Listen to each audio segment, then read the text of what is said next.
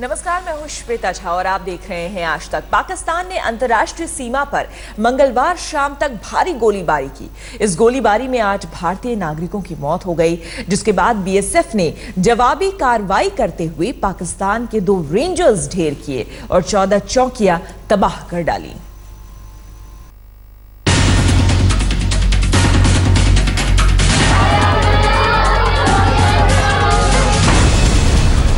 मानवता की सीमा लांघता पाकिस्तानी फायरिंग, नागरिकों की मौत। पाकिस्तान को मिला मुंहतोड़ जवाब। 8 नागरिक मरे, 30 घायल, 2 रेंजर्स ढेर। सर्जिकल स्ट्राइक का बदला लेने के लिए पाकिस्तान सीमा या एलओसी लांघ नहीं सकता, इसलिए अपनी सरहदों के भीतर बैठी उसकी क्रूर और बर्बर सेना मानवता की सीमाएं लांघ रही है। पाकिस्तान जम्मू कश्मीर की अंतर्राष्ट्रीय सीमा पर लगातार सरहदी गांवों पर गोले बरसा रहा है।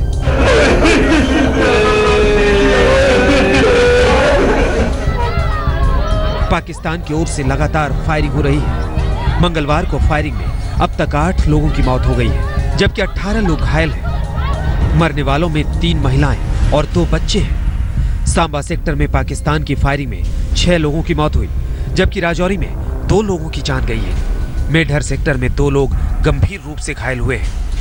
हाँ, लंबरदार के मकान के ऊपर शेल गिरा हुआ है। अभी तक जो है एक की डेथ हुई में जो औरत है वो मारी गई है, मगर काफी लोग अंदर दबे हुए हैं। उनका क्या हाल है इसके बारे में कोई खबर नहीं है।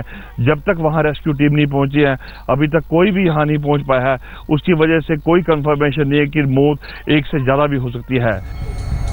पाकिस्तान सरहदी गांवों को निशाना बनाकर गोलीबारी कर रहा है। इसके साथ ही भारतीय सीमा में घुसपैठ की कोशिश भी कर रहा है। थर्मल इमेजिंग से सामने आया ये वीडियो साबित करता है कि किस तरह पाकिस्तानी आतंकी लगातार भारत की सीमा में घुसने की कोशिश में लगे हैं। पाकिस्तान ने मंगलवार को नौशेरा, सांबा और आरएसपुरा सेक्टर के अरनिया में फिर सीज फायर वायलेशन किया। इंटरनेशनल बॉर्डर के पास सुबह 6:30 बजे से फायरिंग शुरू हो गई थी। जब गाँव में शेलिंग स्टार्ट हुई तो हमने पाकिस्तान की नापाक हरकत का बीएसएफ ने जबरदस्त जवाब दिया।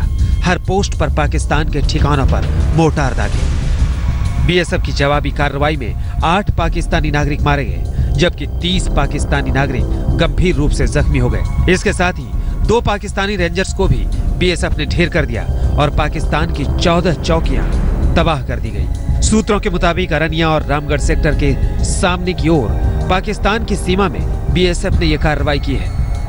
जाहिर है कि जैसी करनी वैसी भरनी, पाकिस्तान की गोलीबारी का मुंहतोड़ जवाब दिया गया है। अब समय है कि अगर पाकिस्तान हद लांघेगा तो उसे उसकी हद याद दिलाई जाती रहेगी। मंजीत सहगल के साथ अश्विनी कुमार, जम्मू आज तक।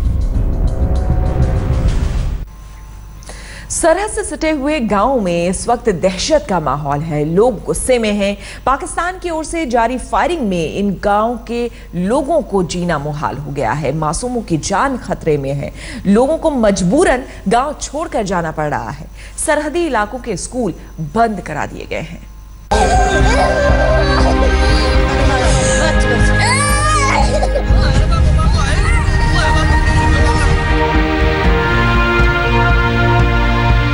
जब तक पाकिस्तान की बंदूकें खामोश थी, परी खिलखिला रही थी। पाकिस्तान के गोले से सिर में इतनी गहरी चोट लगी है कि अस्पताल में जिंदगी से जंग लड़ रही है।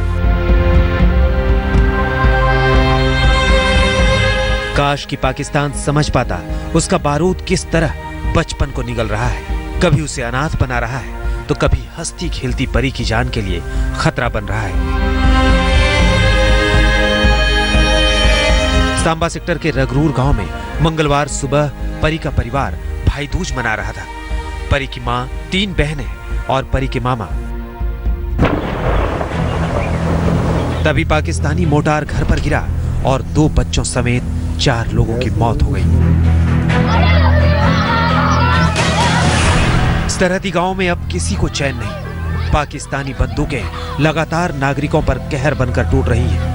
मंगलवार सुबह राजौरी सेक्टर में हालात ऐसे थे कि नागरिक फंसकर रह गए। किसी तरह आज तक की टीम ग्राउंड जीरो पर पहुंची। इस वक्त हम मंजाकोट के पंजग्राई इलाके में हैं। आप देख रहे हैं कि सामने की पहाड़ी पर लोग किस तरह चिल्ला रहे हैं, रो रहे हैं और हमें बता रहे हैं आज तक की टीम पहली टीम है जो इस इलाके में पहुंची। काफ़ी डिफिकल्ट एरिया है, ये पहाड़ी इलाका है और आप देख रहे हैं कि अभी तक किसी को ये मोमेंट नहीं पता लग रहा है कि मकान जो है ऊपर हिली एरिया में है। आरएसपुरा सेक्टर के गांव में भगदड़ मची है। गोलीबारी के डर से बच्चे बिलख रहे हैं। सुबह से फायरिंग में फंसे लोगों को बमुश्किल दोपहर बाद तक निकाला जा सका। बहुत मुश्किल से जो सुबह के लोग वहाँ 10, 15, 20 लोग फंसे थे, तो ये पुलिस वाले गए वहाँ, मीडिया वाले भी गए, इन्होंने बुलेट प्रूफ खड़ी तो इन्होंने अभी निकाल कर लाए हैं इस टाइम। इन्होंने कोई भेड़े निकाली हैं जाके, कोई बच्चे निकाले जाए, कोई बूढ़े निकाले जाए, 15-20 आदमी बुलेट प्रूफ वाले। SHO साहब गया और मीडिया वाले गए, इन्होंने जाके वहाँ से निकाल कर लाया इनको इधर। हालात मेंढर सेक्टर में भी ऐसे ही हैं। 2 नागरिकों की मौत के बाद इलाके में दहशत है। कई नागरिक घायल हो चुके हैं। अस्पतालों में जख्मी नागरिकों की भीड़ लगी है। सांबा के रामगढ़ सेक्टर में भी पाकिस्तान की भारी गोलीबारी दहशत की वजह बनी है। 7 गांवों के लोगों ने धार्मिक स्थल में शरण ले रखी है। पाकिस्तान और पाकिस्तान रेंजर्स अब अंतर्राष्ट्रीय सीमा और LOC पर बसे छोटे गांवों को निशाना बना रहे हैं। मंगलवार सुबह जम्मू कश्मीर के सांबा जिले के रामगढ़ सेक्टर के दग, जिरडा, शोनी, अवताल, रंगूर, जेटली और नंगा गांवों को निशाना बनाया गया। लगातार लाइन ऑफ कंट्रोल और अंतर्राष्ट्रीय सीमा पर बसे गांवों को निशाना बना रहा है। सैकड़ों लोग एक बार फिर से अपने घर छोड़ने पर मजबूर हो रहे हैं। हाँ जी, वो हमारे गांव तकरीबन पूरा ही खाली हो चुका है। मतलब आदमी रह गया इधर, बाकी बच्चे छोटे सभी इधर चरण लिए हुए हैं। तो वैसे हमारे गांव में थोड़ा सा छोटी फायरिंग ज्यादा हुई है, पर जेरडे में नुकसान ज्यादा हुआ है। बिल्कुल बॉर्डर के पास है तो, और गोलाबारी हम बचपन से ही झेलते आ रहे हैं। हम बार बार माइग्रेट होते हैं और हमें बार बार मतलब कि आगे पीछे जाना पड़ता है। अकेले रामगढ़ सेक्टर में मंगलवार को कुल 6 लोग मौत के मुंह में चले गए। घायलों में से 3 का इलाज रामगढ़ तो बाकी 6 लोगों को जम्मू रेफर किया गया है। ये मतलब किन्ने के चेरा है आगे पीछे जाना है। एक दिन पहले भी आए रहे, वो भी रात इधर कड़ी, फिर घर गए, आज फिर आए ने बच्चे लैके, सभी लोग आए ने। तो घर छड्डने तो कुछ मन इ'यां करदा नहीं है। साढ़े डंगर बच्चे न सारे इसले बाहर ने, फसल सारी बाहर है इस टाइम सारी है। सीमा पार से आए दिन होने वाली गोलीबारी से न केवल लोगों का जीवन खतरे में पड़ गया है, बल्कि लोग ठिकाने, माल मवेशी छोड़कर दर बदर भटक रहे हैं। सरहदी इलाके के गांव में इस वक्त या तो सन्नाटा पसरा है या फिर दहशत में डूबी चीखें गूंज रही है। मंजीत सहगल के साथ अश्विनी कुमार, जम्मू, आज तक। सर्जिकल स्ट्राइक का बदला लेने के लिए पाकिस्तान को सीज फायर तोड़ने के अलावा कोई और रास्ता नहीं सूझ रहा है। पाकिस्तानी सेना चाहती है कि फायरिंग की आड़ में वो आतंकियों को सीमा पार भेजकर किसी बड़ी घटना को अंजाम दे सके।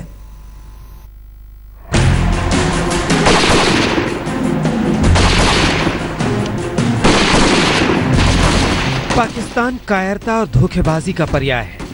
पराक्रम तो है ही नहीं, सीधे लड़ाई लड़ने की औकात नहीं, बस बूते में है तो चोरी छिपे लड़ना, आतंकियों की आड़ लेना और अपनी चौहद्दी में बैठकर निर्दोष भारतीय नागरिकों को निशाना बनाना। सर्जिकल स्ट्राइक के बाद पाकिस्तान के जनरल राहिल शरीफ की ऐसी किरकिरी हुई है कि वो इसका बदला लेने के लिए अंतर्राष्ट्रीय सीमा पर घुसपैठ कराकर आतंकियों को भारत में दाखिल कराना चाहते हैं। इसलिए पाकिस्तानी सेना लगातार सीज फायर का उल्लंघन कर रही है।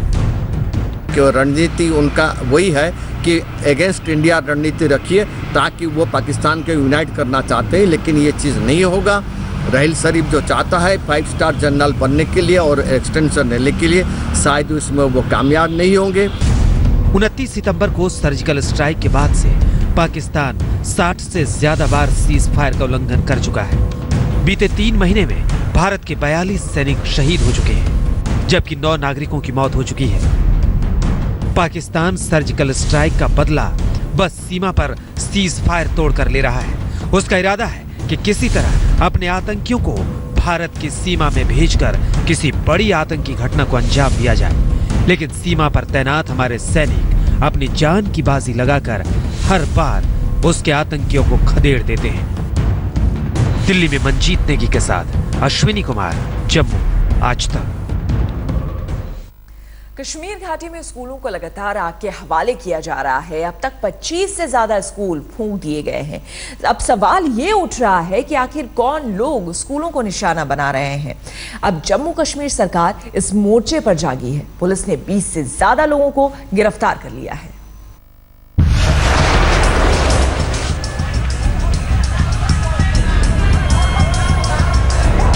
सौ दिन से ज्यादा हो गए कि कश्मीर घाटी एक सुनियोजित हिंसक साजिश की आग में जल रही है। घाटी को आग के दरिया में डुबोने वालों ने अब अपनी सुनियोजित साजिश का हिस्सा घाटी के स्कूलों को बनाया है। अनंतनाग में स्कूल की इमारत कोयला हो गई। सवाल उठ रहे हैं कि आखिर कौन है जो बच्चों को कागज कार्य करने से रोकने के लिए स्कूलों को कोयला कर रहे हैं। 3.5 महीने के दौरान 25 स्कूल कश्मीर में जलाए गए हैं। इनमें से अधिकतर सरकारी स्कूल हैं। 10 लोगों को फिलहाल गिरफ्तार किया गया है। लेकिन सबसे बड़ा सवाल यही है कि आखिर कश्मीर में किसी रणनीति के तहत जिस अंदाज से यहाँ के शिक्षा क्षेत्र और स्कूलों को निशाना बनाया जा रहा है, उसके पीछे किसका हाथ है। पिछले 3 महीनों में कश्मीर के 25 से ज्यादा स्कूलों में आग लगा दी गई। रविवार को अनंतनाग जिले के 2 स्कूलों को आग के हवाले कर दिया गया। स्कूल में आग लगने की सबसे ज्यादा 15 घटनाएं दक्षिण कश्मीर में हुई है। अब जम्मू कश्मीर पुलिस ने 21 लोगों को गिरफ्तार किया है। इसके अलावा कई लोगों को हिरासत में भी लिया गया है। बहुत सारे लोग गिरफ्तार हो चुके हैं। अभी कुलगाम में अभी आपको जैसा कि इल्म होगा कि पिछले 1 हफ्ते के अंदर अंदर तकरीबन 12 लोग पकड़े गए हैं और उनसे पूछताछ चल रही। उसके पहले भी लोग पकड़े गए हैं। अनंतनाग पुलिस ने अभी कल गिरफ्तारियां कुछ कर ली हैं। अब गिरफ्तारियां हो रही हैं जो लोग उसमें मुलविस असल में है। हमारी कोशिश ये है कि जो कोई बेगुनाह है जिसका नाम कहीं ऐसे आ गया है उसको हम नहीं वो चाहते हैं, तो उसमें हमें छानबीन करने में थोड़ा वक्त लग जाएगा। बट उसमें जो भी लोग मुलविस हैं वो उसमें किसी को भी हम नहीं बख्शेंगे। ध्यान देने वाली बात यह है कि जिन स्कूलों में आग लगाई जा रही है वो सभी सरकारी स्कूल हैं जहां गरीब परिवारों के बच्चे पढ़ते हैं। पहले साजिश करने वालों ने उनके हाथों में पत्थर थमा दिए, लेकिन अब लगता है कि उनके शिक्षा के ठिकानों को भी सलामत नहीं छोड़ने का मन बना लिया है। अशरफ वानी, श्रीनगर, आज तक। इस बुलेटिन में फिलहाल इतना ही। देश और दुनिया की बाकी खबरों के लिए आप देखते रहिए आज तक।